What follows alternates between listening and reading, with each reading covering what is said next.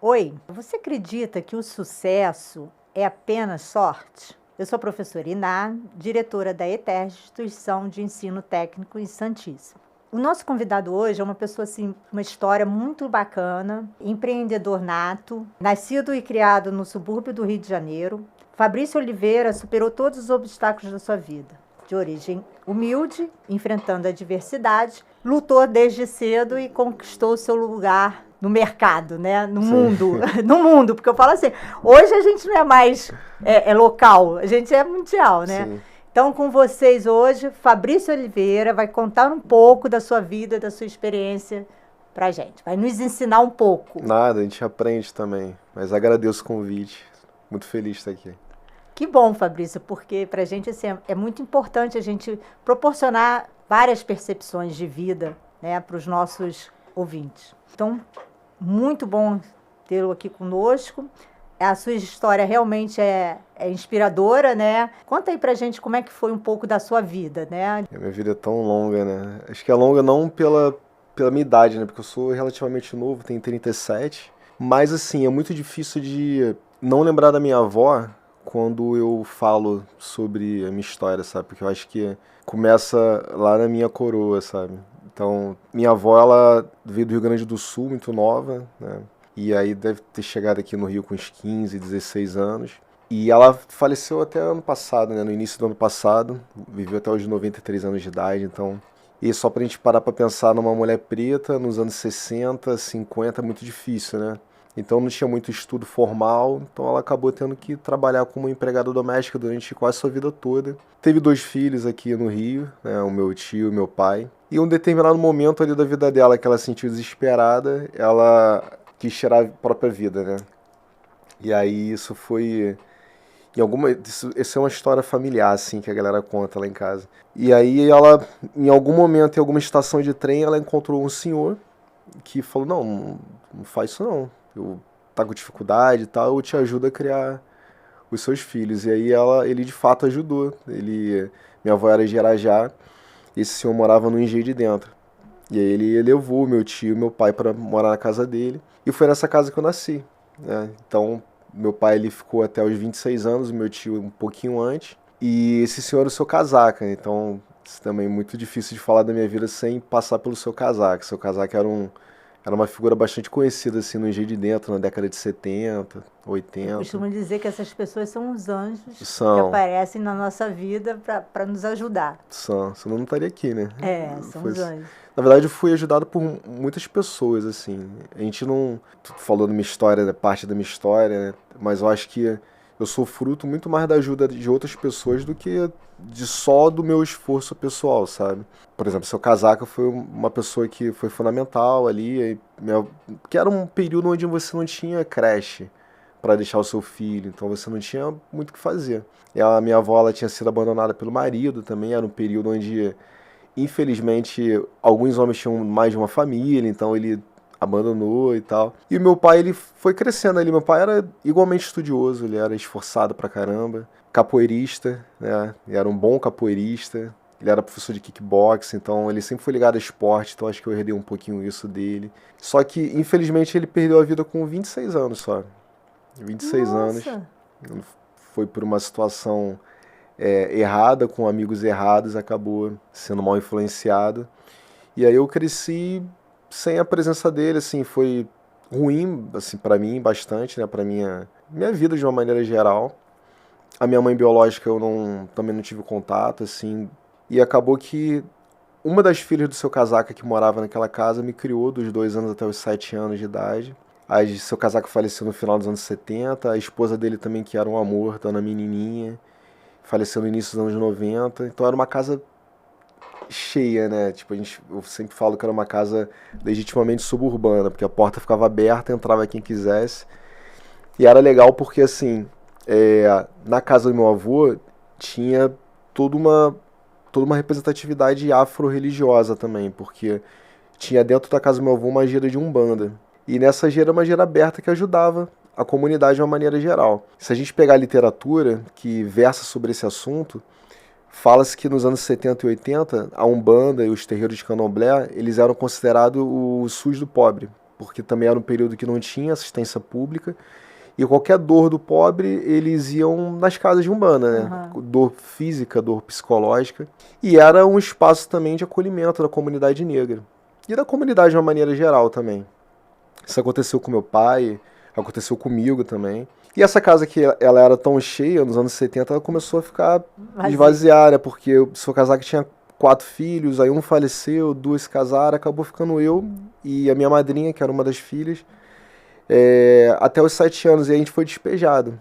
Eu tinha uns 7 anos de idade, assim, e a gente ficou na rua, a gente foi pra rua.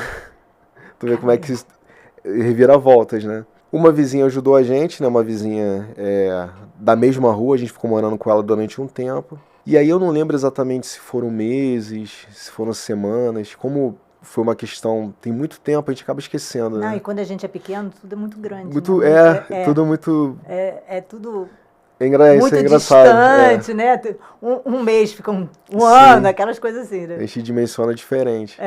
Eu acabei parando na casa do meu tio, que é na Baixada Fluminense, e minha madrinha não lembra exatamente para onde foi. No meu tio também não era um resort, né? Era bem difícil ficar lá, porque era complicado, assim, questões familiares, assim. E aí um anjo que você falou, né, que sempre passa na vida da gente, foi uma das filhas do seu casaca, porque ela sempre gostou muito de mim, ela ajudou a criar o meu pai também, que é a dona Ilka.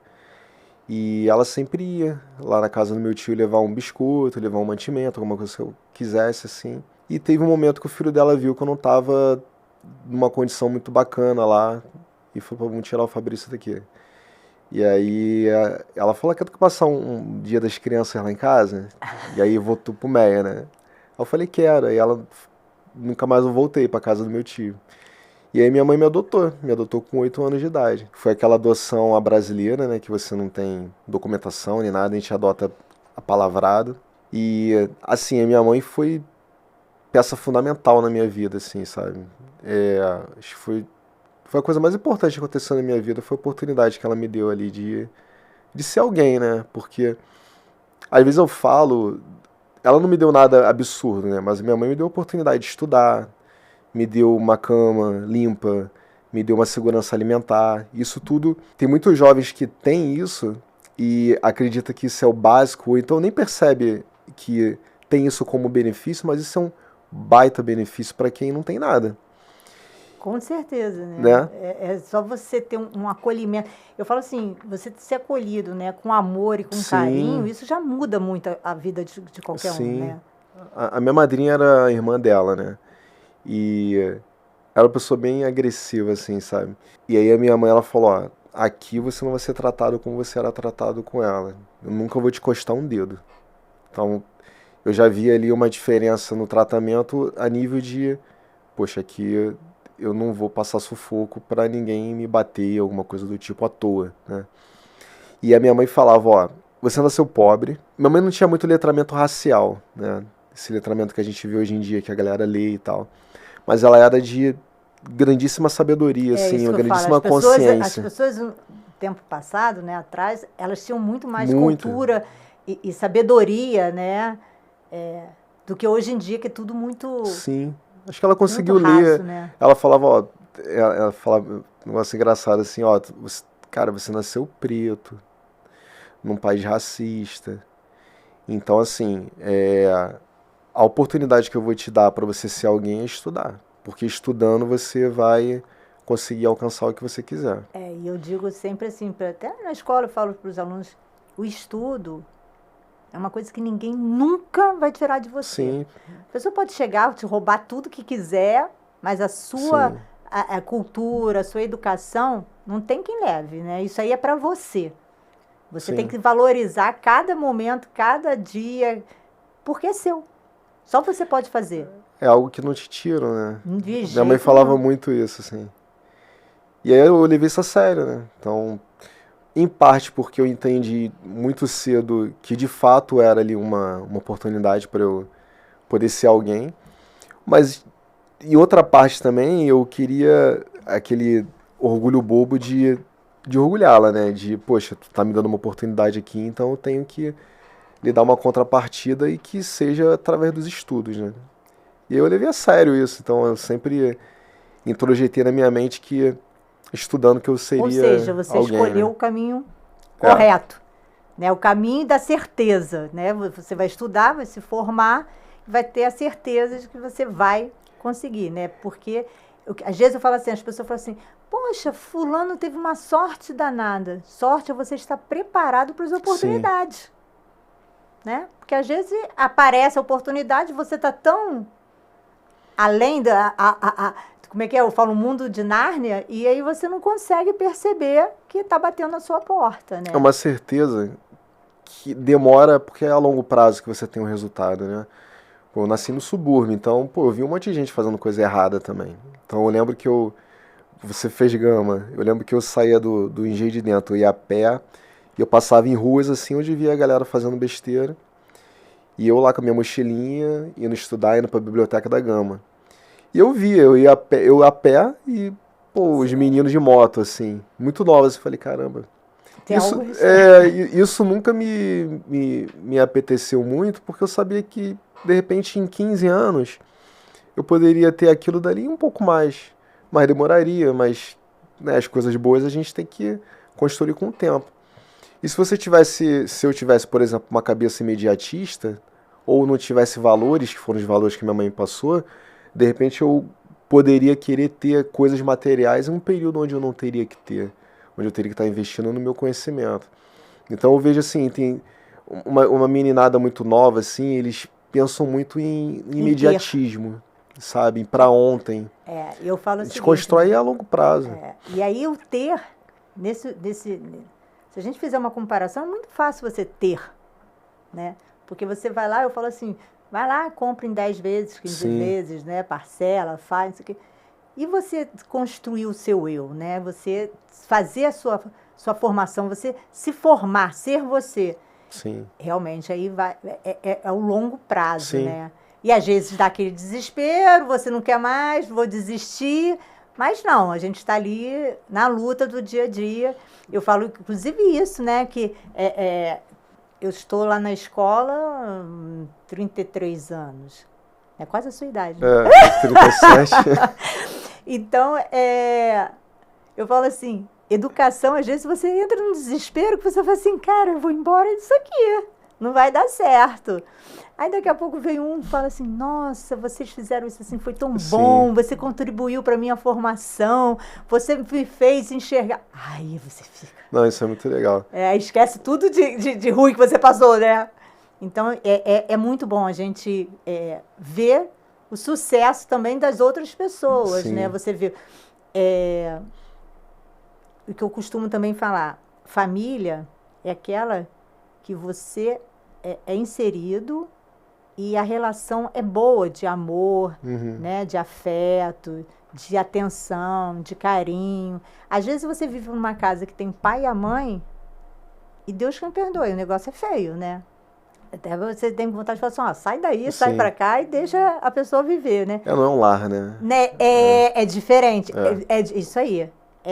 Um lar é muito diferente do que uma casa. Como educar é muito diferente do que criar.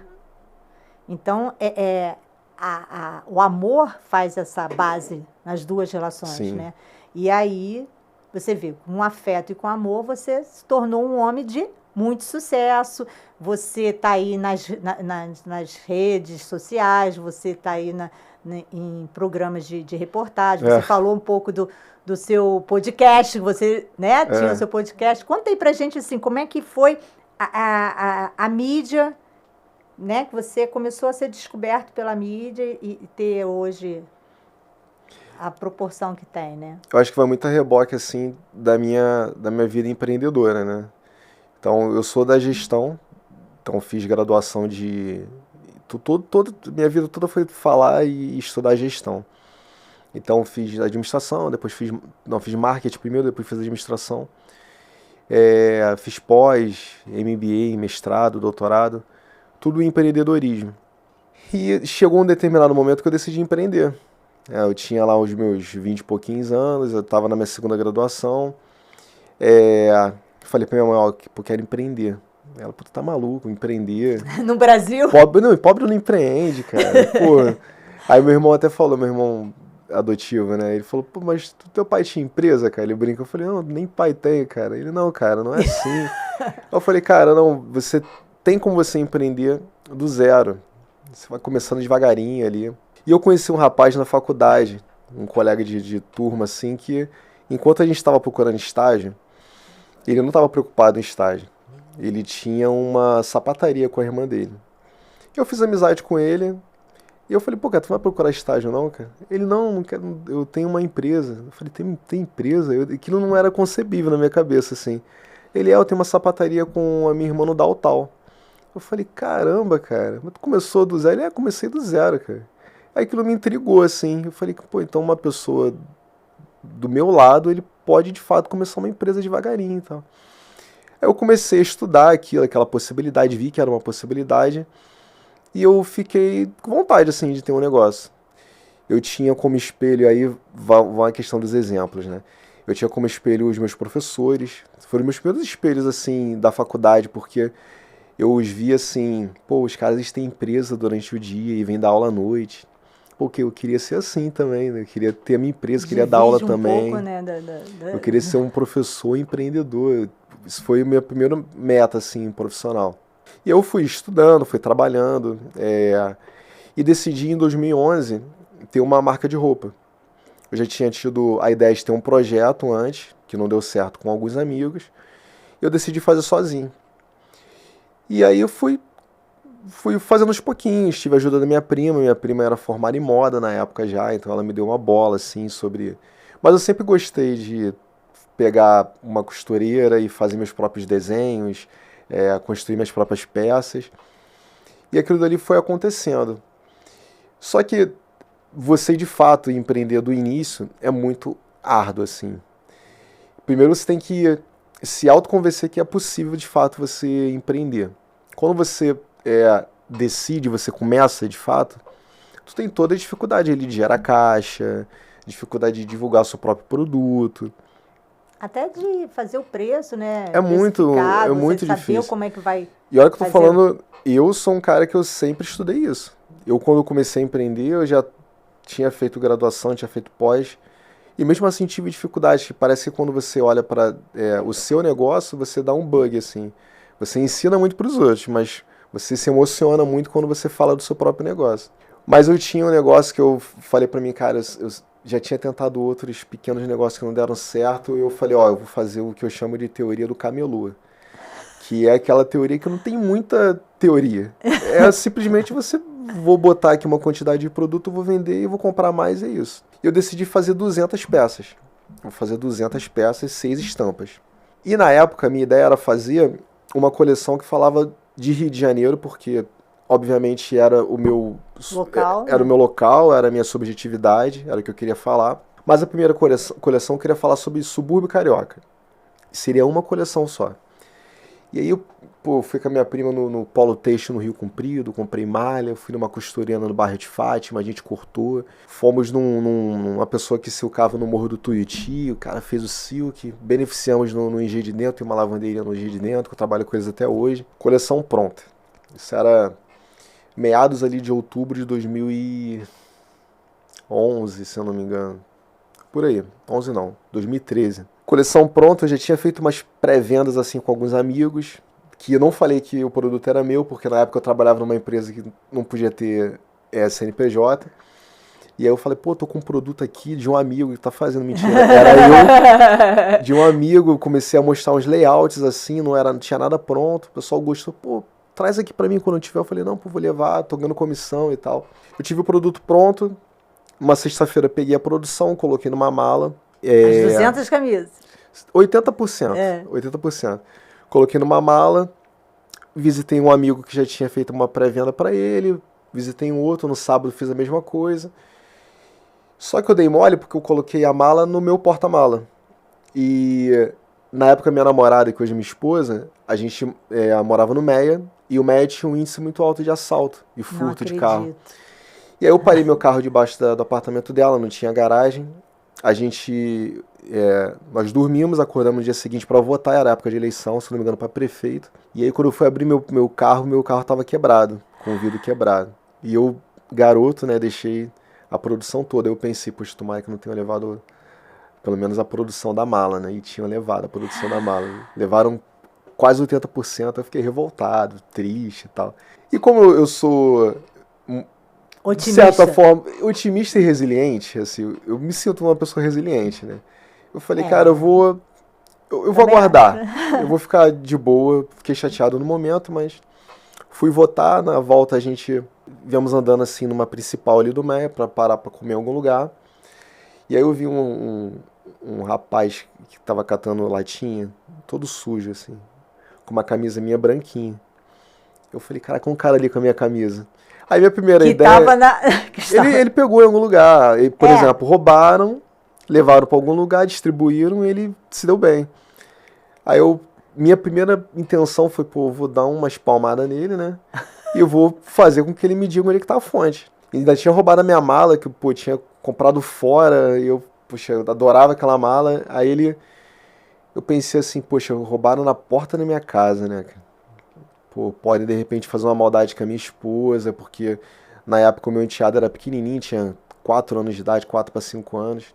Falei, vou deixar pra lá. Até que não ficou muito bom também, eu comecei a me autoconvencer que não era o momento. Não ficou tão bom assim, o produto não ficou do jeito que eu queria. E de fato não tinha ficado, porque eu não fiz uma modelagem dele, né? Simplesmente peguei uma camisa minha, dei pra costureira, falei pra ela, ó, essa é um tamanho G.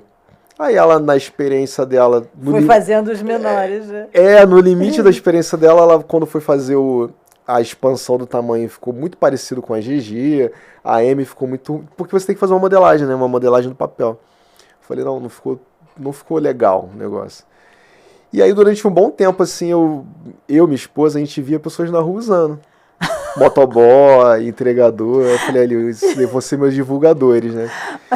Esperei passar um tempinho, uns meses. Eu falei com um camarada, que isso daí não era um projeto que não era aberto para os outros. Né? Mas um amigo meu sabia de trabalho, ficou sabendo do que tinha acontecido, a gente estava almoçando, ele falou, pô, cara, fiquei sabendo lá o teu negócio lá. Eu falei, esperar um pouquinho, porque eu fiquei descapitalizado, né? Aí ele, pô, tem uma confecção para te indicar. Aí ele me indicou uma confecção na Zona Norte, pelas bandas ali de Madureira, que essa confecção ela fazia para várias marcas do Rio, marcas grandes, né, grifes grandes. Eu fui, visitei a confecção, e aí ele falou, poxa, cara, eu não faço para pequena produção e tal. Aí eu, naquele meu jeitinho, né, de carioca, eu convenci o cara a fazer a sobra das outras produções. Então, se, por exemplo, uma Reserva da Vida fizesse 200 peças e sobrasse 20, eu pegava aqueles 20 ali e fazia com a minha estampa e tal. E eu fui nessa, eu comecei a fazer ali na sobra da produção de outras marcas. E aí eu tive um produto bom. Aí eu comecei a me inscrever, a fazer feira, fiz desfile, eu comecei a me inserir no mercado com um produto que eu estava mais seguro ali para colocar. Então eu fiz feira durante um bom tempo ali, de 2012 até 2014. E as feiras eram onde? Fazia feira na Lapa, no centro, feira na Zona Sul, em Botafogo, Ipanema, que eram feiras de moda, né? Feiras que priorizavam os pequenos produtores A Feira Hype faz muito isso, parecido, né? Muito eu não cheguei a fazer Feira Hype, mas é estilo Feira Hype, né? Muita gente começou ali e está muito bem hoje. E muita gente que fazia feira comigo que tem empresa até hoje e tal. Então eu fiquei durante 2 anos ali fazendo feira. Eu e minha esposa, a gente carregou muita caixa, né? Porque eram espaçozinhos pequenininhos de 2 metros quadrados e tal. E em 2014 eu saí do negócio da empresa que eu trabalhava. Foi uma demissão que não foi nada dolorosa, porque eu já queria ser desligado, porque eu queria focar no meu negócio. Então eu peguei toda a minha rescisão, tudo que eu tinha guardado e montei um quiosque no Madureira Shopping. Não tinha muito planejamento ali. Eu, na minha cabeça, pensei, poxa... O gestor não estava... Não, era emoção ali. Não teve muito planejamento. Porque qual foi o processo, assim? A ideia era falar de Rio. Só que conversando com as pessoas nas feiras, eles começaram a ter contato com essa minha coleção que falava de subúrbio, e o pessoal falava assim, poxa, cara, muito maneiro você ter uma marca que fala de subúrbio, porque a gente não tem uma marca que fala de subúrbio. E não era uma marca que falava de subúrbio, não era o conceito do produto. Mas eu vi uma oportunidade de mercado. Eu falei, poxa, realmente não tem. Porque quando você fala de moda carioca, você fala de qual tipo de moda? Você fala da moda da praia. É isso que eu ia falar, né? A moda de Copacabana, de Ipanema, de Leblon. Então você vê muita marca que estampa isso nas camisas. Mas muito difícil você ver uma marca que estampa Madureira, por exemplo, na camisa. ou então que estampa coisas relacionadas ao subúrbio. Vou perguntar para quem é de fora do Rio de Janeiro, o estereótipo do carioca é o estereótipo do cara da Zona Sul. Aquele cara que pega onda, que praia, né? passa parafina no cabelo. E eu não sou assim. Eu nunca peguei onda. Eu não sou muito... Eu adoro praia, mas eu não vou muito pra praia assim. Vou nas minhas férias. Então eu não tenho esse estereótipo do carioca. Aí eu pensei, poxa, assim como eu, uma série de pessoas pensam igual a mim e não tem essa representatividade nos produtos. Aí eu pensei, poxa, é uma oportunidade de eu poder abordar um Rio de Janeiro que não é muito explorado. É o Rio daquele cara que pega um ônibus, pega um trem, que gosta de uma roda de samba, aquele cara que foi nascido e criado no subúrbio, aquele cara que evidencia e gosta da religiosidade dele, que é a característica do subúrbio carioca, aquele cara que vai para um carnaval de rua, que já se vestiu de bate-bola, essas coisas que caracterizam o subúrbio carioca. Eu falei, poxa, eu vou então transformar a coleção no conceito da marca. E aí até hoje o conceito da marca é moda suburbana periférica e carioca. E aí eu pensei, poxa, se tiver que existir uma capital do subúrbio, é Madureira. Na minha cabeça, assim, de uma maneira mais... sem muito estudo, né? Né? Então é mais ou menos isso. A gente pensa, pô, Madureira. Então, e se tiver um shopping, é um shopping Madureira. Mas o shopping Madureira ele não era um shopping, assim, tão aderente ao meu produto, porque eu tenho um produto com uma qualidade de malha boa, um corte bom. Então, o meu preço é um preço... Tava fora. É um preço que fica ali mediano. E a galera que normalmente vai para Madureira, normalmente está pensando em comprar um produto ali no calçadão, que custa um valor um pouco mais acessível. Então isso já conflitou.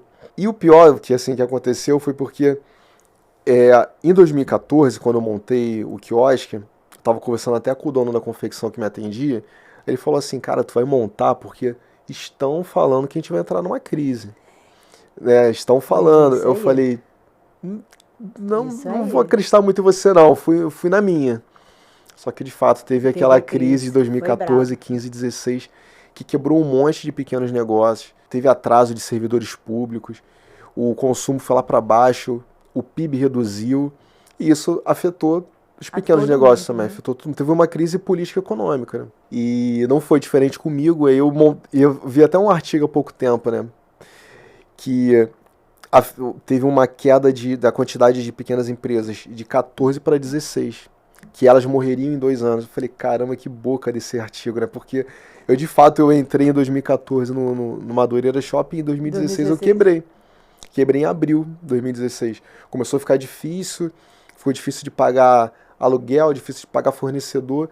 Eu saí com uma dívida astronômica em 2016 e tive que me virar. Tive que sair de lá. Foi muito doído pra mim, porque o quiosque pra mim era a materialização de um sonho. Porque tá num grande varejista e tal, e ter começado ali pequenininho no meu quarto, vendendo entre os amigos, fazendo feira, e ir pra um grande varejista, pra mim era uma vitória, assim, sabe? E ter que tirar, pô, me doeu muito, assim. E eu tirei no momento onde eu tava tão quebrado de grana que nem o frete eu tinha pra pagar na época. Não tinha uma grana pra poder pagar uma pessoa pra desinstalar. Aí eu falei com um amigo meu de infância, falei, pô, Danilo, eles estão ameaçando jogar fora o meu quiosque, que eu investi uma grana, assim, porque eu tenho que tirar o produto de lá e tal. O quiosque de lá, ele, pô, vamos lá, eu vou tirar contigo, eu marquei numa madrugada aqui. Shopping é tudo de madrugada, né? De madrugada, né? Marquei de madrugada, eu desenrolei, acho que se não me engano, um cara que fazia frete que era amigo de um amigo. Aí vale o conhecimento, a rede. Vale a rede e vale as pessoas que querem te ajudar. Aí a gente tirou lá de madrugada, não tinha onde colocar, eu coloquei no apartamento da minha namorada, que é um apartamento de 70 metros quadrados, e aí o quiosque ficava uma parte numa sala, no corredor. Durante 2 anos ficou assim, e eu durinho, e a minha namorada trabalhava comigo. Então, quando saiu ela praticamente desempregada. E eu sem o meu negócio. E eu tendo que ouvir pra caramba em casa, né? Porque, poxa, ainda devendo ela, porque eu tava devendo a minha namorada, que era minha funcionária, praticamente. E aí, ali eu saí bem chateado, assim. Eu não tive um quadro de depressão profunda, mas eu fiquei depressivo. Mas é um baque, né? É um baque, fiquei depressivo, assim. Aí eu falei, o que eu sei fazer? Eu sei dar aula. Porque eu já dava aula há um tempo já. desde 2013 na época, isso era 2016. Você dava aula de? Eu dava aula de empreendedorismo. Mas acho que a melhor coisa é você também ensinar aquilo que você passa, né? É lógico, então, a experiência vale para o outro não cometer o mesmo erro. Eu não sou um professor de empreendedorismo que só fala o que está no livro. Eu vivi, eu não ouvi falar, né? Eu vivi. Então eu dava aula de marketing, de empreendedorismo, eu era professor do Senac na época. Falei, pô, vou dar aula porque é o que eu tenho na mão agora. E aí, de determinado momento ali, eu sempre falo que uma coxinha me salvou. Porque eu fui comer uma coxinha com um amigo. Em Vila Valqueire, num restaurante, fazer propaganda, num restaurante chamado Boca de Anjo. A gente falou, vamos comer uma coxinha pra gente trocar ideia. Ele tava chorando as pitangas dele, porque ele tinha sido demitido também, e eu chorando as minhas, que eu tava no buraco, né? E aí ele falou, pô, cara, você tem produto ainda lá? Eu tinha o meu estoque todo na minha sala, né? Eu falei, pô, Rodrigo, tenho. Ele, por que tu não vende online isso? Eu falei, que vender online, cara, tá maluco vender online? Eu não tenho nem meu ponto mais, vou vender online. Ele, vende, cara, o futuro é online, tá maluco, você tem que vender online. E aí coisas que a gente não acreditava, né? Eu até tinha site na época, quando eu tinha o meu quiosque, eu sempre tive site. Mas eu nunca acreditei muito no potencial do online mesmo, não. Porque tudo era muito novo, né? Tudo era muito novo, de fato, assim. A maneira de você divulgar, ou como que você gerava campanhas online era totalmente diferente. As ferramentas eram outras. E era a logística também, né? Muito, muito. Era um oceano azul, assim, a ser explorado de fato. Só que aquilo me deixou uma pulga na orelha. Eu falei, poxa, eu vou vender, cara, porque o que é pra quem já tá, né? com meias palavras, assim, precisa dizer o restante. Eu falei, vou vender o que tem lá. Eu falei com um amigo meu que ele já era modelo já. Eu falei, pô, Igor, tu pode tirar umas fotos pra mim? Eu não vou te pagar nada não, cara. Em algum momento eu te dou um benefício aí. Ele, não, eu vou tirar. Aí eu falei com o namorado de um camarada meu, eu falei, pô, cara, fala com o Bruninho lá, vê se ele consegue tirar umas fotos pra mim, eu vou pagar R$1 por foto. Aí ele, não, beleza, fiz 200 fotos, 200 pratas, isso aí é muito pouco, assim, pra quem... Lógico. Aí a gente fez uma produção na rua, ficou super lindo, assim, o ensaio. E eu com a grade toda furada, eu tava fazendo ali só com o que eu tinha, mas ainda tinha uma quantidade boa de produto. E a minha meta era fazer a divulgação de uma foto daquela por dia, em rede social. E eu comecei a divulgar, Instagram, Facebook, e de fato começou a pintar. Pô, eu quero uma, eu quero outra. Pô, não tem esse tamanho não, mas tem esse daqui. Poxa, pega essa daqui, porque eu tava com a grade furada. E eu pensei, poxa, eu vou pegar essa divulgação que eu tô fazendo aqui. Esgotou. As vendas... isso aí era uma boa argumentação. Mas aí eu não tive essa sagacidade. Aí eu falei, poxa, eu vou pegar essa produção aqui e vou fazer um impulsionamento. Na época a gente impulsionava, não gerava campanha. Eu vou impulsionar aqui essas 10 fotos aqui. E aí, de fato, começou a pintar assim, venda. Poxa, eu quero. Eu não tinha mais ponto. E eu comecei a fazer uma copy. A copy é o texto que a gente coloca na campanha. Que eu comecei a falar assim, ó. Quem quiser esse produto, eu encontro em qualquer estação de trem ou metrô. E aí o pessoal agendava comigo no WhatsApp. E aí eu colocava numa mala de couro que eu tinha. E ia entregar nas estações de trem ou metrô, na catraca. E eu ficava praticamente o dia todo nas estações, não saía de dentro. Gente! Ficava entregando, caramba, e combinando. Que legal, hein? Aí, fala assim, é um mundo que a gente... Se você pensasse isso antes até, né? Cara, se alguém chegasse pra você e dissesse assim, ó, vai assim, assim, assim. Você ia falar, pô, vou ficar na estação, né? Correndo assim, a gente fica... Durante quase 2 anos eu visitei todas as estações do Rio. Conhece tudo. Hoje eu não lembro mais, mas eu sabia de cabeça, assim, cada parada. Eu fiquei fazendo isso durante uns 2 anos, assim. E na época, estou falando de 2016 e 2017, mestrando, com a possibilidade de eu poder voltar para o mercado de trabalho e ganhar um bom salário, porque como eu sempre estudei, sempre fui um cara dedicado, então... Mente aberta também. Sempre. E com um bom currículo, já era mestrando, já tinha estudado na Universidade da Califórnia, porque eu fiz extensão na Universidade da Califórnia, fiz formação de Getúlio Vargas, então eu sempre tive uma boa formação, só que eu estava entregando roupa ali nas estações de trem. Por quê? As pessoas perguntam, né? Porque eu tinha um foco pro meu negócio. Eu sabia que se eu tivesse que ser contratado em CLT, eu perderia esse foco e eu mataria o meu negócio. Eu queria, por mais que estivesse passando um sufoco ali, eu sabia que era temporário, porque eu acreditava no meu produto. Eu sempre acreditei na qualidade do meu produto, na ideia do negócio. Então eu tava ali o que a gente chama na literatura do salto de fé. Eu não tinha nada na mão, tinha só fé. Só fé. E eu fiquei fazendo isso durante um tempo. Até comecei a, de fato, botar uma graninha, aquela graninha multiplicar na campanha, botar outra multiplicar, e aquilo dali começou a tomar um vulto legal. Fiz umas campanhas para fora, né, produções para fora. Fiz produção pro Morro da Serrinha, que é um projeto que tem bem bacana, né? Algumas outras produções ali. E aquilo me fez fazer me fez gerar um caixa interessante. E em 2016 eu consegui fazer um bom Natal só entregando roupa. E eu entrei em 2017 com grana. Eu falei, poxa, então eu vou começar a fazer minha produção aqui e continuar nesse modelo que tá dando certo. Eu fiz um movimento errado na metade de 2017, que eu acabei quebrando de novo. Eu investi mais do que eu deveria ter investido em campanha. E quando eu me vi quebrado de novo, assim. E eu já falei, porra, de novo, cara. Já tinha conseguido dar uma reviravolta. Eu tinha passado de 2016 para 2017 um ano e meio muito doído, assim, de grana, assim. E aí eu falei, poxa, vou ter que voltar a trabalhar de novo, né? Só que agora eu vou tentar trabalhar em educação, porque é algo que eu também sei fazer, né? Então eu trabalhei durante o tempo como coordenador de uma faculdade durante 9 meses. O projeto descontinuou da faculdade e eu fui desligado. Só que nesse período, aí eu fiz toda essa introdução para entrar no que tu perguntou. Nesse período onde eu estava entregando e tal, eu comecei a compartilhar em rede social essa minha trajetória empreendedora, que eu chamava do empreendedorismo raiz, né?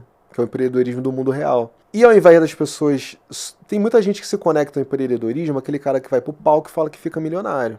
Mas isso não é uma realidade. Não é o fato de você ter um CNPJ que você vai ficar milionário. É o fato de você acreditar, trabalhar duro, acordar cedo, dormir tarde e ralar. E eu comecei a compartilhar isso. Falei, gente, ó... Não é um mar de rosas, não né? Não é mesmo não, assim. Não é. Eu comecei a compartilhar no trem, sentado cheio pra caramba, atendendo. Ó, tô aqui em Jardim Primavera, né? E a galera começou a se identificar, porque eu acho muito mais fácil se identificar com aquilo que é mais próximo a você do que aquela meta que você não alcançou. E o pessoal falou, poxa, esse cara é de verdade. E a rede que eu mais comecei a fazer foi o LinkedIn. E aí o LinkedIn eu tive muita expressão durante um tempo, assim, até hoje eu faço as coisas e tal, compartilho lá. E eu voltei a trabalhar em 2017 até 2018, e em 2018 eu fui desligado dessa empresa, né? Eu voltei, peguei toda minha rescisão, eu poderia ficar sossegado, né? Porque já tinha dado errado da outra vez. Eu peguei minha rescisão, montei um showroom. Nossa, a esposa também deve ter ficado aí. Ela ia fazer, ele é maluco. Mas só que o que acontece, dessa vez foi planejado. Eu não tinha ido na emoção. Pegou um know-how, né? No período que eu estava entregando, eu pensei, poxa, eu precisava de um espaço para o cliente poder experimentar, para poder trocar, para poder gerar credibilidade de eu ter um espaço físico. E eu pensei, poxa, eu queria montar um showroom, que é um espaço numa sala onde o cliente pode me visitar e comprar ali. E eu foquei em um local específico que é do lado do Norte Shopping, que é um dos maiores shoppings da América Latina. Eu falei, pô, se eu montar aqui, pra mim vai ser legal, porque eu não vou pagar o valor do shopping, mas eu vou ter praticamente a mesma ideia do cara que visita o Norte Shopping, né? Poxa, é um bom ponto, é um bom local. E eu montei em 2018. E aí a gente faz muita besteira, né? Só que foi um movimento certíssimo que eu fiz. Montei, deu certo, tô com o mesmo ponto até hoje. E aí, toda a grana que eu poderia pagar para alugar um quiosque num shopping, que é uma grana boa, eu investi isso em marketing digital. E aí eu comecei a ganhar uma expressão muito bacana, assim, porque depois veio a pandemia também, né? Na pandemia, assim, eu falo isso com muita vergonha, assim, mas na pandemia foi um período onde eu mais vendi. Porque eu acreditei no produto e eu fui num feeling, assim, um pouco diferente da maioria das pessoas que têm empresa, porque muitos reteram o investimento. E eu pensei assim, cara, as pessoas vão estar em casa, vão estar sem fazer nada, eles vão querer comprar. Mesmo que seja de uma maneira para se autopresentear.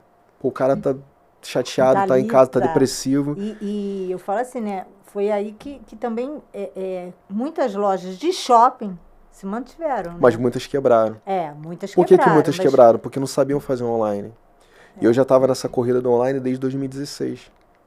Já tinha um histórico, né? Já tinha um histórico, já sabia. Já sabia onde você ia tocar, né? Eu não tive impacto com a pandemia, né? Então, né? Porque...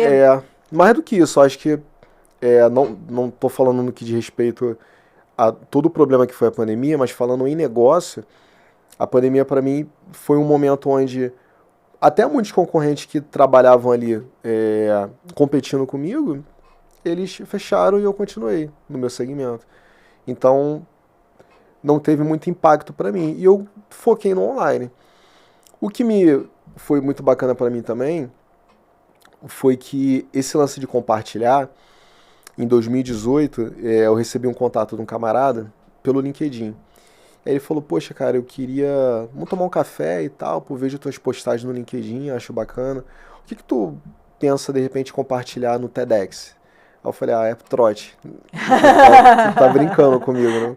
Aí eu falei, pô, eu vou tentar marcar café com esse cara, mas eu acho que ele tá brincando, né? Mas eu marquei de fato, a gente trocou uma ideia. Ele falou, pô, tua história é bacana, cara. Pô, tu contar no TEDx. E o TEDx sempre foi um sonho pra mim, mas eu nunca imaginei que eu fosse... Que ia bater na sua porta. Pô, eu não sabia nem como é que fazia pra você fazer uma palestra no TEDx. Aí, de fato, eu fui convidado. Pro ano que eu fui convidado, eu não participei, porque não se encaixava no hall ali de palestras. Mas um ano depois eu participei do TEDx 2019, que foi o TEDx Barra da Tijuca, que foi aqui na Cidade das Artes. E o TEDx também... evento muito grande. Mudou minha vida, assim. A nível muito grande, né? De nome, né? Porque qualquer lugar que me chama para dar palestra, eu tenho a carta na manga que eu sou palestrante TEDx, né? Que é TEDx Speaker, né? Então aquilo dali mudou, assim, a minha trajetória, porque eu comecei a ser chamado para dar palestra, para dar entrevistas. Aí foi que eu fui na Ana Maria Braga, foi que eu fui na Valéria Valença, que até veio aqui, né?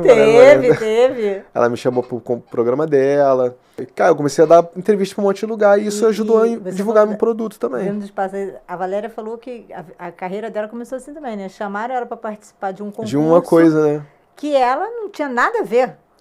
Garota de Ipanema, sei lá, uma coisa assim. Ela falou, cara, mas eu vou, né? Ali tá uma oportunidade também. E foi ali que ela foi. Aí foi isso. Aí o negócio, assim, foi meio que a minha imagem começou a divulgar o meu negócio também.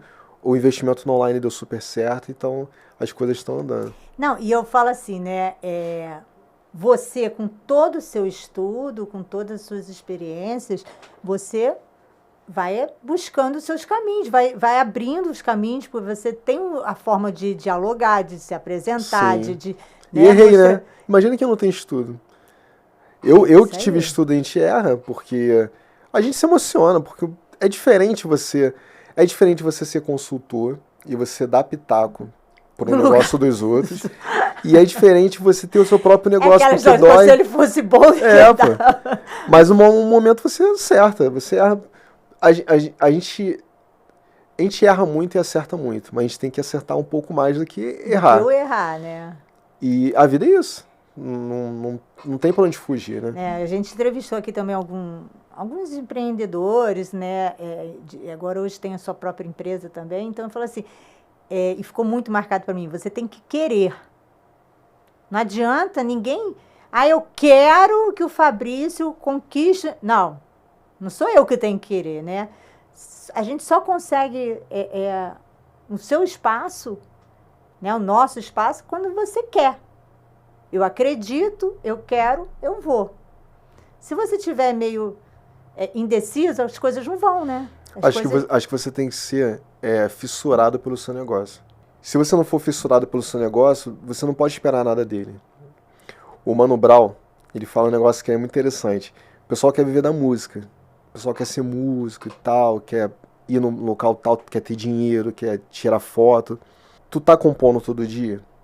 Você tá estudando teoria musical? Você tá indo em reuniões para falar sobre o negócio da música? Você tá respirando música? Então, o que você quer? O que você quer que a música te dê, se você não dá nada para ela? É a mesma coisa do empreendedorismo. Eu penso no meu negócio 24 horas. Eu penso 24 horas. Você falou da minha esposa, a minha esposa fala, pô, às vezes tu é chato. Eu falei, eu sou chato porque eu tenho que pensar o dia todo em como melhorar o meu negócio, como ter novas estampas, como melhorar a próxima leva de produção. Eu tenho que pensar o tempo todo, eu tenho que ser fissurado no meu negócio. É lógico que eu não estou falando em você não ter qualidade de vida e você fazer coisas que você gosta. Eu faço um monte de coisa que eu gosto, escuto música, eu treino, faço meu jiu-jitsu e tal. Mas você tem que dormir e acordar pensando no teu negócio. Porque senão você não pode reclamar que ele não te dá retorno. Porque você não se dedica a ele. Você só tem retorno de coisas que você se dedica 100%. Isso é fato, é pra vida. A gente entrevistou aqui também o Paulinho Serra e ele Sim, eu vi falou isso. também. Ele falou assim, tinha um tempo lá de uma aula para outra, não sei o quê, um curso, mas aí tinha uma aula de balé. Cara, eu vou fazer balé. Sim. Vou ver o que pode me ajudar também. Então, assim, são essas coisas que às vezes as pessoas falam assim, poxa, mas vou ter que fazer isso. Gente, É porque é cansativo, as pessoas não querem ter trabalho.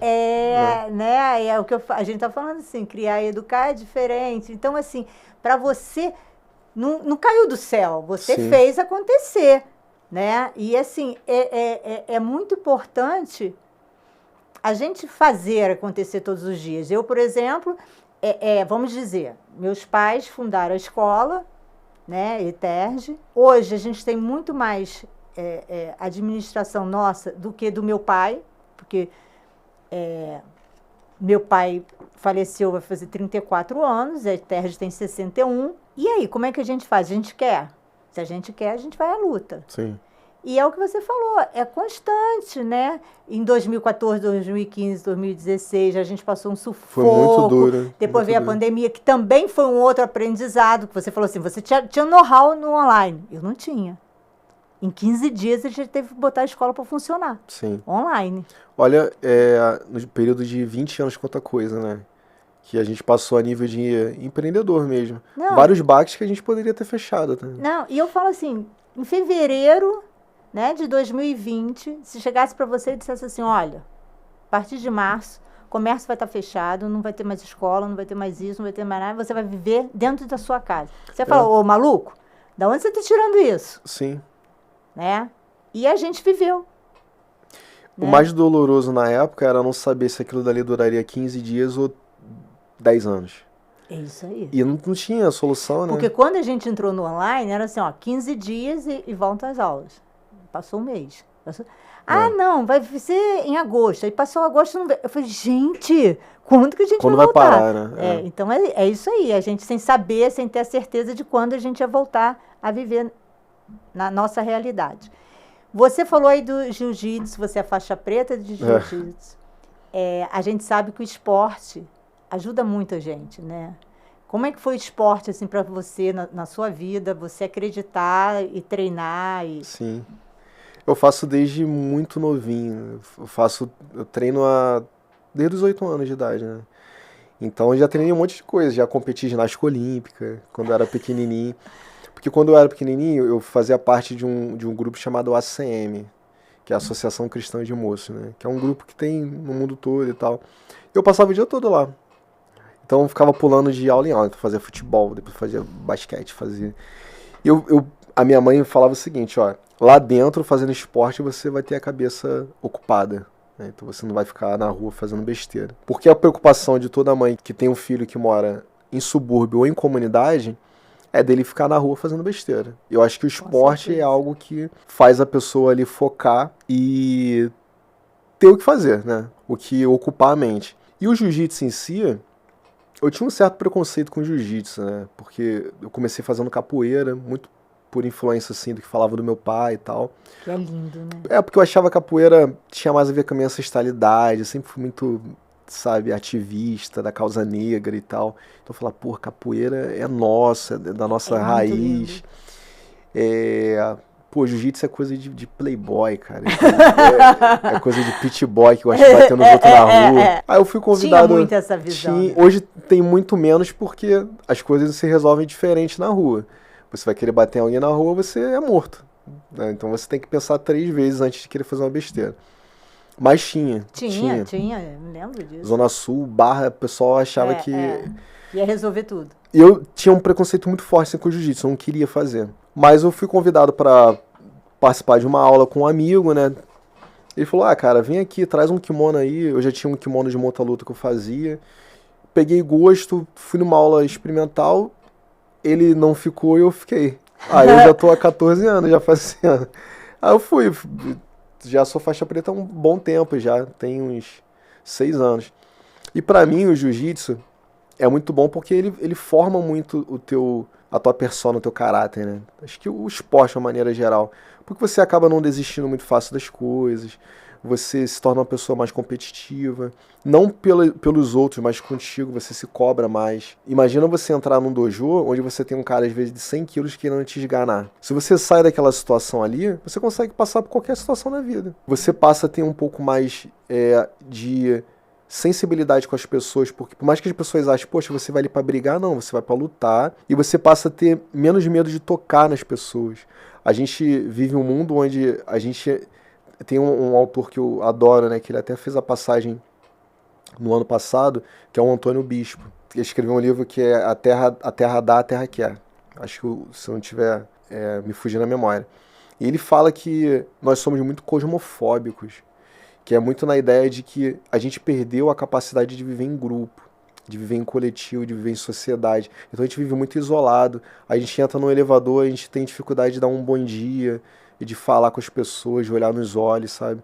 Ontem eu entrei no elevador, dei um bom dia pra menina, a menina continuou olhando pro celular. Gente, isso me dá nervoso. Tá tudo bem, isso diz mais sobre o que é a percepção dela lógico, e tal. Mas assim, é uma coisa que eu falo assim, um dia desse eu falei até pro meu marido, gente, eu não consigo entender. Eu não consigo mesmo. Eu sou um cara que falo com todo mundo. Eu estou no elevador, eu sou fechado, mas se uma pessoa puxa assunto, eu viro tagarela. Então, assim, eu falo... Somos assim, ó. Eu falo. O jiu-jitsu é legal porque você perde o medo de tocar nas pessoas, sabe? De estar ali perto, porque é uma luta agarrada, né? A gente chama de grappling, né? Uma luta... Então você perde esse medo, você perde o medo de viver, cara. O jiu-jitsu tira o medo de viver, porque é uma situação de estresse extremo. E outra coisa também, quando você tá no dojo, você esquece tudo. O dojo é o tapete, né? O espaço ali. Quando você tá fazendo a atividade física, aquilo é um dia desse eu vi uma postagem assim, o meu Rivotril. Sim. O cara remando, né? O meu Rivotril. A minha mãe, ela faleceu em 2012. Foi 11 para 12. Eu tava fazendo a minha extensão na Universidade da Califórnia. E aí, o meu irmão, ele falou, ó, me chamava de nega, né? A nega não tá bem não, acho que ela tá com saudade e tal. Fica brincando lá porque ela começou a ter umas coisas lá. E aí, de setembro de 2011, que ela descobriu um câncer, ela fez a passagem em janeiro de 2012. E foi muito duro pra gente, né? E naquele período ali, eu digo que uma parte assim, das coisas que me salvaram foi o jiu-jitsu. Foi o jiu-jitsu e a meditação, que foram duas coisas que eu descobri no período. O jiu-jitsu. Não no período, o jiu-jitsu eu já fazia, né? Mas eu falei até com o professor meu, eu falei, cara, minha mãe tá doente e tal, acho que eu vou parar. Aí ele falou, não, agora é que é o momento que você tem que vir. Continuar, né? E aí, de fato, ali, quando eu pisava no dojo, eu esquecia tudo. Eu tava ali preocupado só em sobreviver, naquele momento ali. Tudo bem que eu saía, voltava todos os problemas. Mas eu tinha um momento meu. Descarrega, né? A gente tinha um momento meu.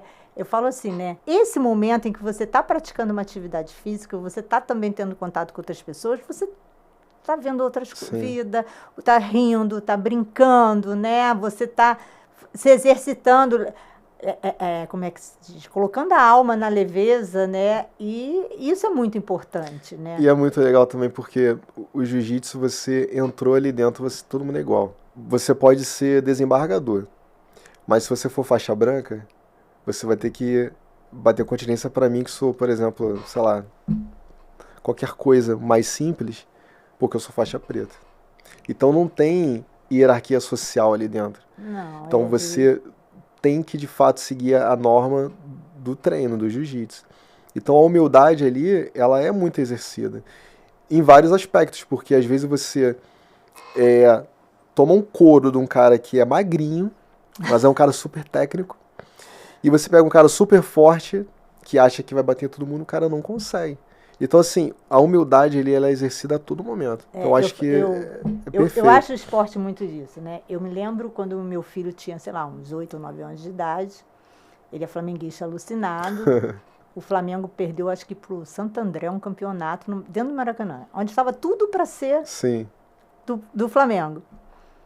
E aí ele pegou, falou assim, mãe, posso faltar aula amanhã? Eu falei, hã? Por quê? Não, porque o Flamengo perdeu. Tá de brincadeira. Se você não sabe lidar com essa situação, você não vai mais torcer. Sim. Você não vai mais se dedicar a acompanhar o Flamengo, né? Então, você amanhã vai à escola. Você vai enfrentar. Porque se o Flamengo tivesse ganho, você ia estar gritando. Feliz, né? Feliz da vida. Então, se não aprende a perder, você não pode estar ali. Né? A gente tem que aprender a ligar. Sim. E hoje a gente vê muito isso, né, nos nossas crianças e adolescentes.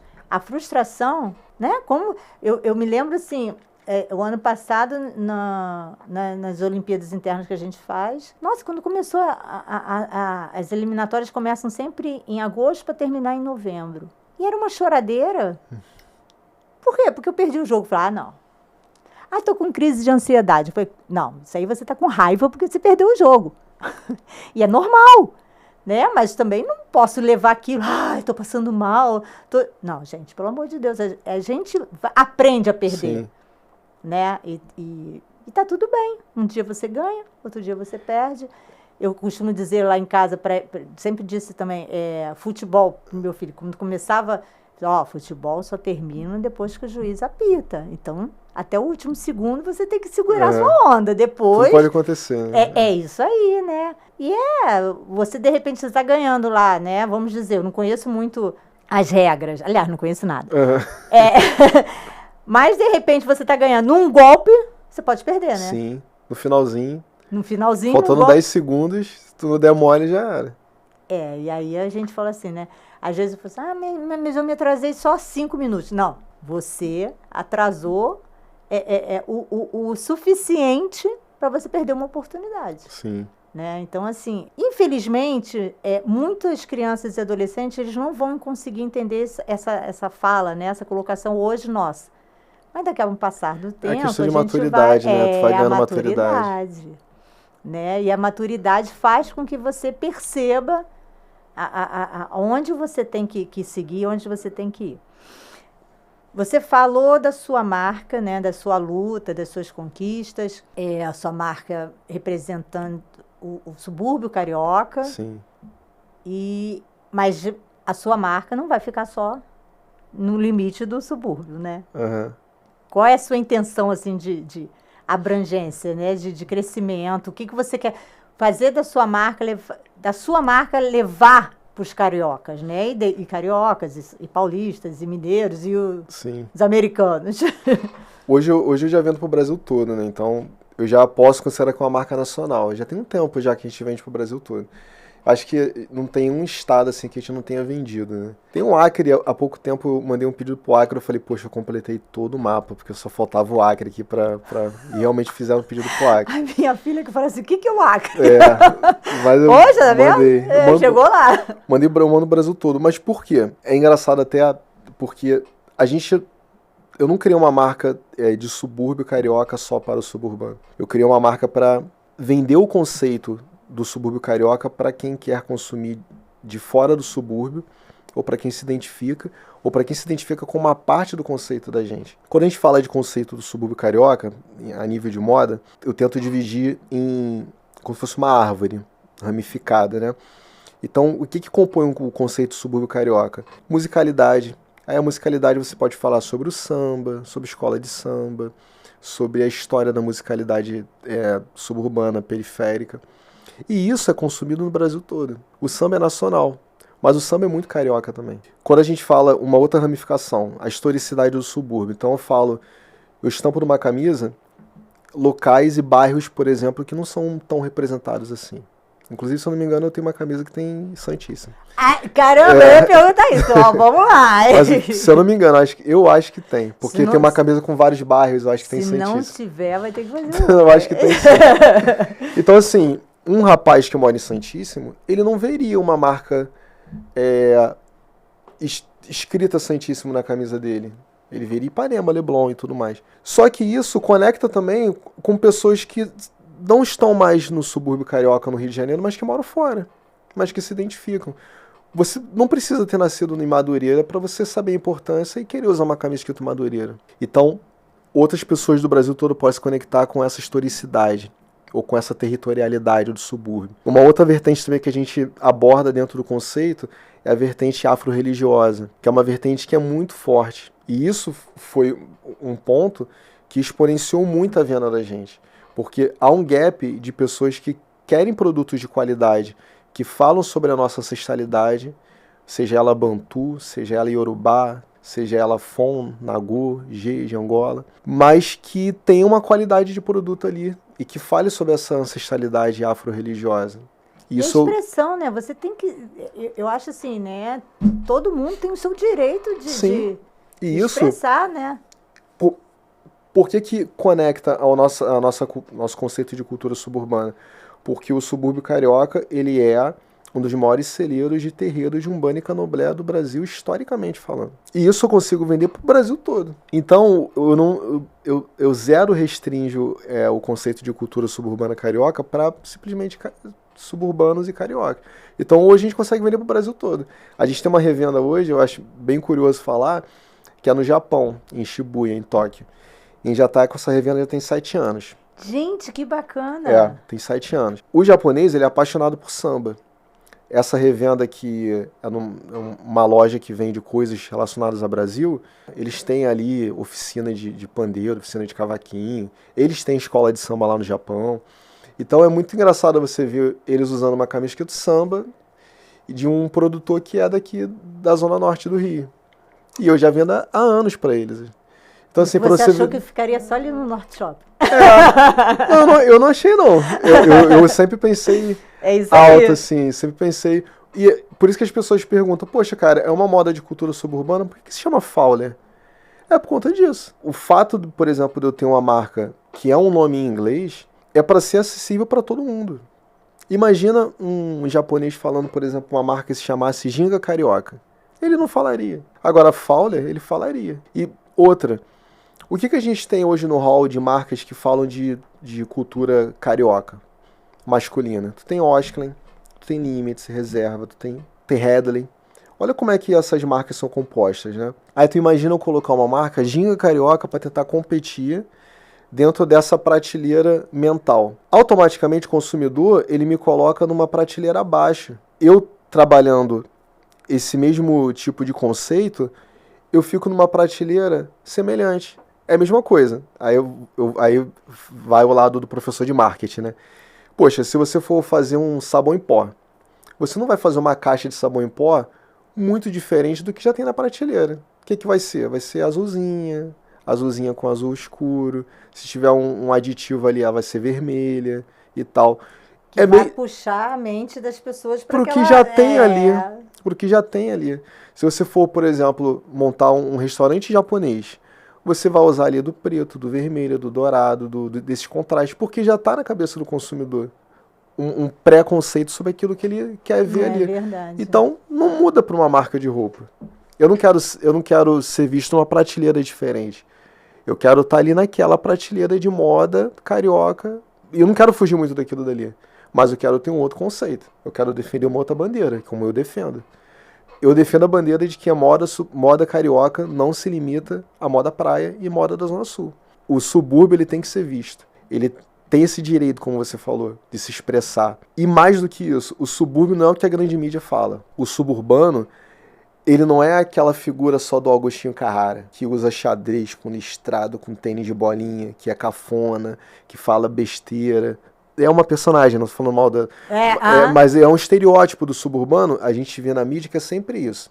É o cara que fala errado, é o cara que conjuga errado, é o cara que é meio mandrião, meio malandrão, meio canastrão. Abertura de cultura, de formação. Que é com a cabeça pequenininha. Eu tô falando contigo aqui há 1 hora mais ou menos. Eu não tenho nenhum estereótipo do suburbano. E eu sou suburbano. E eu sei que assim como eu... Então pronto, assim como eu... Eu fui nascido em Santíssimo e criado em Campo Grande. Pois é, eles têm vários que estão no subúrbio e que gostam de se vestir bem, com uma roupa de qualidade, que não gostam de se vestir de uma maneira estereotipada, como as pessoas acham. Mesmo porque eu falo assim, né? Você falou, se vestir bem, se portar bem, não quer dizer que você tenha poder aquisitivo, não é que você tenha uma formação diferenciada. Não, porque você busca, né, conhecer as outras partes, né? Ontem eu estava, por exemplo, conversando com uma funcionária da escola e eu perguntando para ela qual é a idade dela. Então, ela falou assim, a filha dela sempre estudou lá na escola e no turno da tarde, que é o turno que ela começa a trabalhar. Então, ela falou assim, isso me deu a possibilidade de eu estar sempre perto da minha filha. Eu falei, caramba, eu nunca tinha pensado nisso, né? Para você ver. E aí foi uma conversa ali, ela falou assim, ela estudando aqui no horário da tarde, a gente manteve muito mais contato do que se ela estudasse em um horário diferente do meu trabalho. Sim. Né? Então, olha só que legal, Sim. ela juntou o útil ao agradável, né? Então, assim, é esse poder de ter essa visão, essa percepção de tudo que você faz na sua vida. E isso é muito bacana, né? E às vezes as pessoas acham que porque eu nasci aqui, e aqui eu vou ficar porque aqui é o meu limite, né? A gente costuma dizer lá na escola, e às vezes quando a gente está conversando, assim, é além do túnel, né? Além do túnel tem vida, então não é para você ficar só aqui. A gente entende toda a conjuntura social que leva pessoas que moram no subúrbio a pensar de uma maneira um pouco mais restrita. Acesso à cultura, você não vê tantos teatros assim no subúrbio, você não vê tanto acesso assim, e você é muito fruto do meio. Mas eu acho que a gente, primeiro, que tem muita gente interessante, inteligente, gênios no subúrbio, ponto. Com certeza. Mas a galera nova, eu tô falando pra uma geração mais nova, assim, dos 20 e poucos anos, precisa se referenciar aquilo, não só aquilo que é daquilo que ele conhece. É diferente, por exemplo, você vai dar aula num colégio na Zona Sul. Aí você volta de férias, os meninos ali viajaram para Miami, viajaram para Fernando de Noronha, eles estiveram no museu tal, tiveram nisso. Aí tu volta, a meninada do subúrbio não. Eles no máximo foram para Muriqui e ficaram jogando bola, ficaram soltando pipa. Na melhor das hipóteses, né? Quando não fica só no celular. Olha, é diferente. E essa é a triste realidade hoje também, né? É diferente você ver um mundo por uma fechadura e você ver o mundo por uma janela. Só que aí, dando um recado direto pra galera que é nova, assim. É muito bom você ver meme. Eu sou doutor e eu adoro rir de meme. Eu rio de meme pra caramba. Vendo minha rede social, eu posto meme toda hora no meu history, né? Eu sou bobo nesse sentido.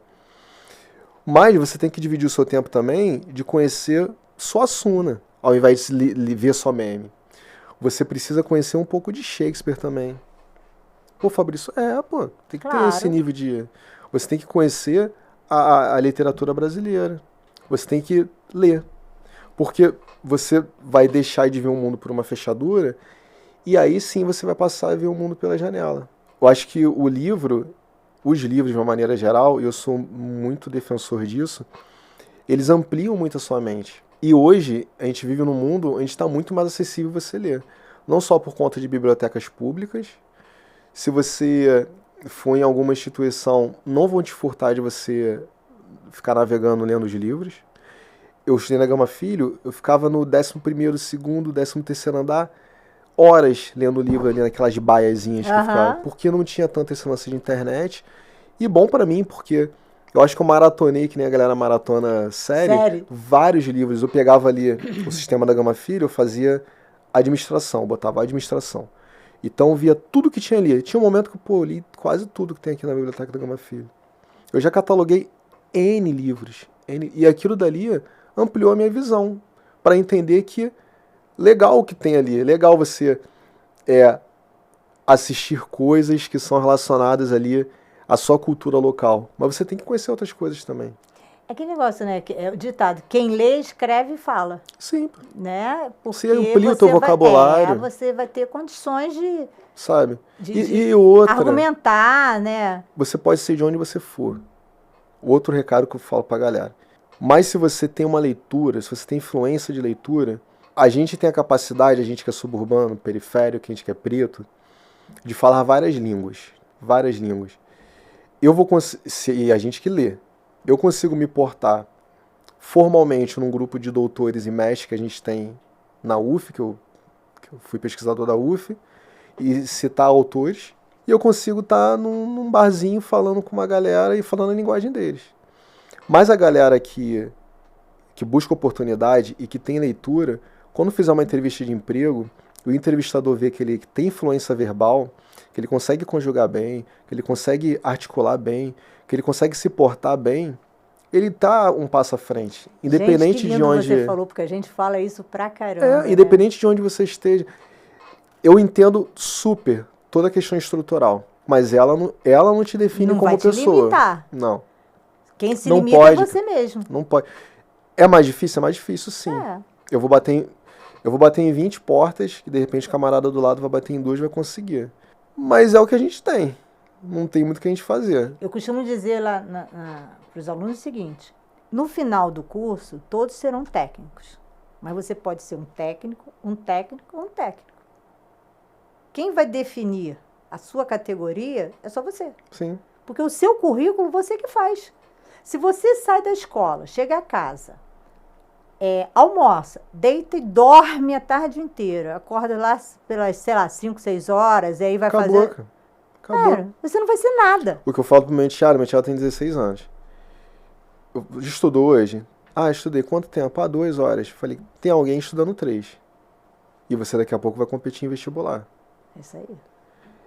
Eu lembro, e aí a gente já está entrando no assunto de educação.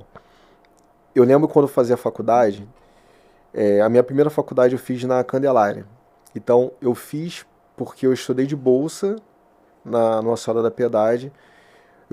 Minha mãe tinha ficado quebrada de grana, ia me tirar, eu conversei com a diretora, eu falei, poxa, vou ter que sair. Ela falou, poxa, tu é super dedicada, vou te dar uma bolsa. Porque, poxa, você é até um espelho pra gente aqui no colégio. Eu falei, ótimo. Então, não paguei nada no meu ensino médio todo. Isso me possibilitou que eu fizesse um Enem. Eu fiz o Enem em 2004, que o Enem na época não era uma prova de acesso. Era só um teste para você saber como é que você estava, igual o ENAD, né? ENAD não, tem um outro do ensino superior, eu não lembro o nome. E aí eu falei, vou fazer, era até na Gama mesmo, eu vou fazer o teste na Gama lá, era um domingo, eu tava só com dúvidazinha numa formulazinha lá que era de PA e PG. O restante eu falei, eu vou sair bem. Fiz um Enem, fiz um super Enem. Tirei 90 blau, assim. E eu falei, que legal, tô bem. Mas não ia usar muito aquilo dali para nada, porque não era teste de acesso. Só que em janeiro, o governo começou a divulgar o ProUni. Primeiro ano do ProUni. Aí meu irmão viu e falou, cara, acho que você se encaixa, porque você estudou com bolsa, tem a questão da renda e tal, entra. Aí eu submeti pro ProUni, passei pro ProUni, fiz a entrevista com o reitor e estudei de graça, na Gama Filho. Então fiz a minha primeira graduação gratuita, 100%. A segunda eu pagava uma taxinha pequenininha, porque eu era ex-aluno. Então, só a minha atitude de ter feito o Enem e estar bem preparado foi excelente para mim. Caiu do céu? Não, você buscou, você lutou, você estudou para conseguir. Quando eu fazia faculdade na Candelária, eu era muito novo, né? Comecei a fazer faculdade com 18, 19. Eu fiz marketing, fiz à noite. Então qual era o perfil da galera? O pessoal que já trabalhava, o pessoal via do trabalho, já com experiência do mercado. Então eu era meio que um xodózinho ali da galera, era o mais novo e tal. E aí, como eu não trabalhava na época, eu passava o dia todo na Gama Filho da Piedade e ia à noite pra Candelária. Só que eu passava o dia todo ou fazendo esporte ou na biblioteca. E eu sempre tive uma mania de, por exemplo, eu tenho uma disciplina que eu sei que eu vou cursar no próximo semestre. Eu já estudava os livros antecipados daquela disciplina. E aí, quando eu ia discutir com o professor, discutir entre aspas, né, ia debater com o professor ali em sala de aula, eu chegava com muito mais argumentos. O professor falou, como é que você sabe disso? Eu falei, que eu estudei antes. Aí eu lembro de um professor, o professor Laurentino, acho que é Laurentino Gomes, ou Laurentino Ferreira, não lembro. Eu levantei, sempre você estava na frente, então eu levantei para beber água, e ele tinha uma voz muito estridente, e eu vi lá de fora ele falar de mim. Aí ele falou, cara, esse rapaz, ele vai longe. Porque ele vem já com material na cabeça, ele vem discutindo os conceitos. Olha aí, vocês aí, tudo com experiência de mercado, um moleque novo aí. E não deu outro. Tinha um outro professor, esse eu lembro do nome, Alexandre Villanova, que ele até virou camarada depois. Depois que eu terminei o mestrado e entrei no doutorado, eu mandei uma mensagem para ele, porque ele sempre falou, pô, cara, tu vai longe, tu vai longe. Agradecendo ele, falei, pô, professor, o senhor sempre acreditou em mim. Isso é tão lindo, O né? senhor sempre acreditou em mim. Isso não tem preço. E, pô, tô terminando meu mestrado agora e entrei pro doutorado. Aí ele, pô, mas eu não achava nada diferente de você. Eu sabia que você não ia parar, porque você é imparável. E eu me sinto uma pessoa imparável, de fato, assim. Eu tenho meus sonhos, tenho minhas vontades, tenho as coisas que eu desejo e eu não vejo limite, assim. Eu sei que isso não é o comportamento padrão da galera nova, ou da galera que, pô, veio de onde eu vim, sabe, com um monte de restrição. Mas olha só, eu vejo, por exemplo, também colegas dos meus filhos que têm uma situação, que tinham pai tem empresa, não sei o quê. Ah, não vou estudar porque eu já tô com a vida feita. Muita coisa eu corri atrás. Eu falo com muito orgulho, né, que eu me formei em 2 graduações, que eu, poxa, fiz MBA, estudei fora, fiz mestrado, doutorado, falo línguas. Isso não só pelo fato de ter feito, mas por aqui, acho que muito mais também de onde que eu saí, sabe? Porque eu saí numa certa desvantagem, mas eu consegui. É isso aí. Eu cheguei. É isso aí. Foi mais árduo, mais duro? Foi. Mas quem quer, faz. Sim, eu não quero só que a minha filha, que é novinha, né, tem um mesinho, ela vai crescer numa condição muito melhor do que a minha, porque eu vou proporcionar isso a ela. Mas eu sempre quis usufruir das coisas também. Eu não queria esperar que as minhas próximas gerações elas conseguissem, porque a gente tem usufruído de avanços sociais, assim, até na discussão no que diz respeito ao racismo, nas questões de consciência de classe, consciência de raça, as pessoas falam mais disso hoje em dia.